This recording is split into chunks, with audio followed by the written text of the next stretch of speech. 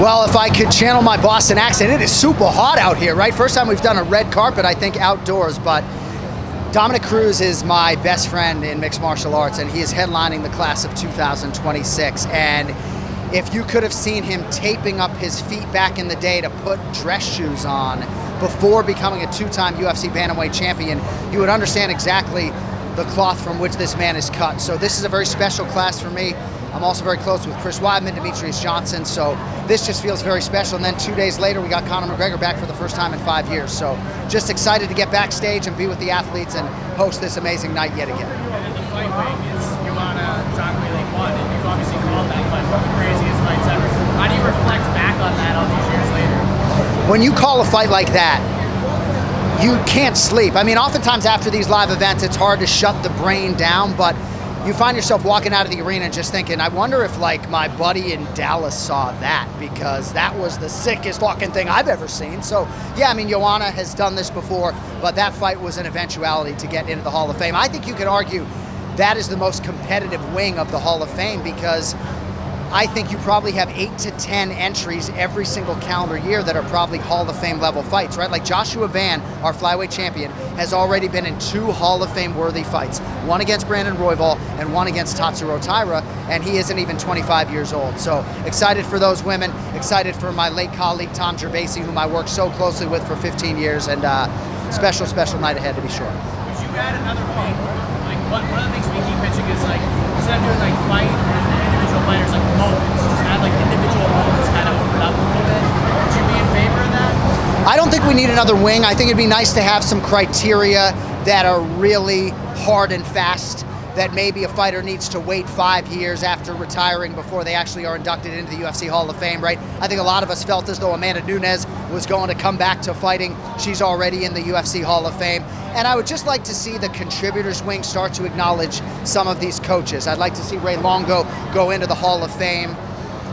And I would like to see Diego Sanchez, who's in there for his fight with Clay Guida, go in on the merits of his individual accomplishments. So I think there are ways to sort of broaden the scope, but I think 4 wings is probably enough. It's a good thought, but I think 4 wings is enough. I know we're halfway through 2026, and everyone kind of looks back on 2016 as like the craziest year in the history of the sport, but we've already had so many wild moments with Sean beating Hamza, and obviously what Justin Gaethje's done, not just in January, but at the White House event in general. Now we got Conor McGregor coming back. Do you have 2016 vibes right now as you sort of look at 2026 and how chaotic it's been?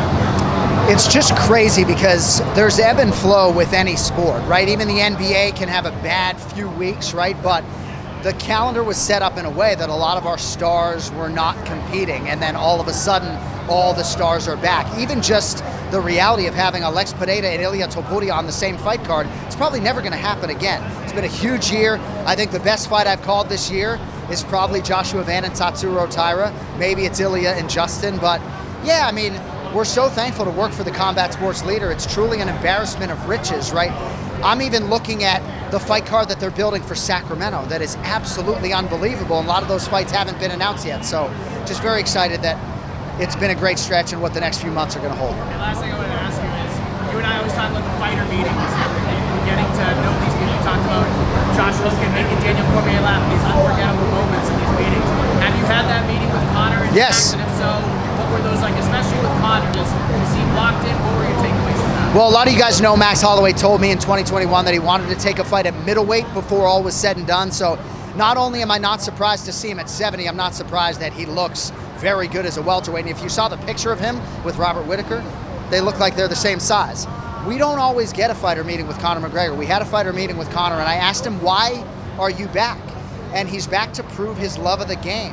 When you have financial freedom like he does, when your Bank of America or Bank of Ireland checking account is that robust, you don't willingly sign up to get punched in the face by Max Holloway unless you're trying to bolster your MMA legacy and prove your love of the game. So couldn't have been more impressed with Conor in our fighter meeting. I know people are more concerned with actions than words, but if the words are a tell, lean into him because he was great.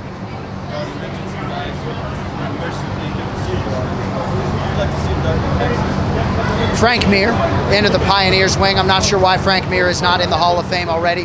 Thankfully, Jens Pulver got his name called. Thankfully, Demetrius Johnson is now in. I think it's going to be interesting when you look at a lot of our past champions. Rafael Dos Anjos, right? To me, that's a Hall of Fame fighter. He's still fighting, but when are they going to call his number? So sometimes when I get a hot mic, I like to put RDA over. But I think Frank Mir is a guy who really deserves it, and hopefully he's the guy who's part of the class of 2027. Good? Good? You good? Thank you. Thank you. Have fun tonight. Thank you. Man, see ya.